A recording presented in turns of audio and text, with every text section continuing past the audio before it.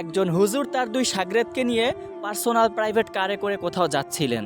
পথিমধ্যেই highway রোডের চৌরাস্তার মোড়ে red সিগন্যালের কারণে তাদের গাড়িটি দাঁড় করাতে হলো। এখনও ট্রাফিক সিগন্যালের লাল বাতিটি জ্বালানোই ছিল।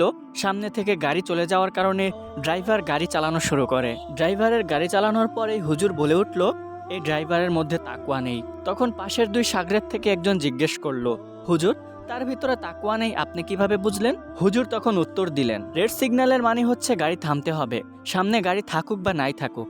কিন্তু এখনো রেড সিগন্যাল আছে, সামনে ফাঁকা দেখেই উনি গাড়ি চালিয়ে দিলেন। ড্রাইভার এই নিয়মটি জানেন কিন্তু মানেননি। আর মহান আল্লাহ রাব্বুল আলামিনের আদেশ নিষেধগুলো জানার পরে তদ্রূপ মেনে আমল করার নামই হচ্ছে তাকওয়া। নিয়মকানুন শুধু জেনে লাভ নেই, তথা অনুযায়ী আমল করাটাই হচ্ছে মূল বিষয়। উনি জেনে আমল করেননি, সুতরাং ওনার ভিতরে তাকওয়া নেই। মহান আল্লাহ রাব্বুল আলামিন আমাদের সবাইকে তার আদেশ নিষেধগুলো জানার পাশাপাশি মেনে আমল করার তৌফিক দান করেন। আমিন।